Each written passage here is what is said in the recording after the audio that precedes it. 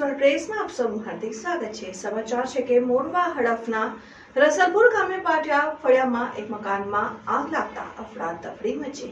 મોરવા હડફ તાલુકાના રસલપુર ગામે આવેલા પાટિયા ફળિયામાં ગઈકાલે મોડી સાંજે એક મકાનમાં આકસ્મિક આગ ભભૂકી ઉઠતા અફડાતફડી મચી જવા પામી હતી, જેને કારણે સ્થાનિક લોકોએ તાત્કાલિક ગોધરા ફાયર બ્રિગેડને જાણ કરતા ફાયર બ્રિગેડની ટીમ તાત્કાલિક ઘટના સ્થળ ઉપર પહોંચી પાણીનો મારો ચલાવી ભારે જહેમત બાદ આગ ઉપર કાબુ મેળવ્યો હતો। જ્યારે રસુલપુર ગામે આવેલા પાટિયા ફળિયામાં આકસ્મિક આગમાં 3 ભેંસો સહિત 2 બળદો પણ આગની લપેટમાં મરણ પામ્યા હતા।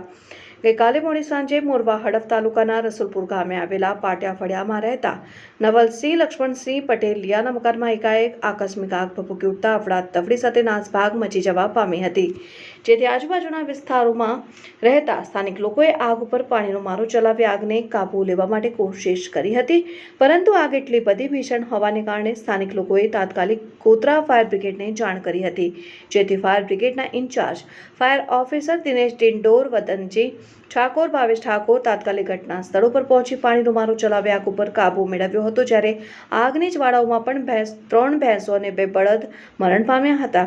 સાથે સાથે નવલસિંહ લક્ષ્મણસિંહ પટેલિયાના મકાનમાં રહેલ ઘરવખરી સરસામાન સહિત દાગીના અને પૈસા બળીને ભસ્મ થઈ ગયા હતા।